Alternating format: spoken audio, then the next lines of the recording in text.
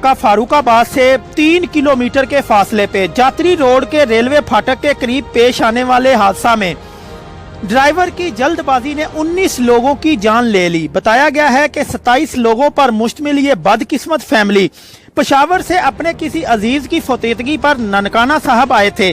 वहां से वापसी पर जातरी रोड पर सच्चा सौदा रेलवे फाटक पर जब कोस्टर पहुंची तो रेलवे फाटक बंद था।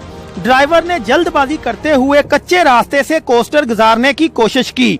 इसी दौरान कराची से आने वाली 43 अप शाह हुसैन एक्सप्रेस की जद में आ गई, जिससे कोस्टर के परखचे उड़ गए और कोस्टर में सवार सिख फैमिली के 19 अफराद मौका पर ही जाँ बहक हो गए, जबकि 8 अफराद को शदीद जख्मी हालत में DHQ अस्पताल शेखुपुरा मुंतकिल कर दिया गया है, जिनमें से 2 की हालत तशवीशनाक बताई जाती है।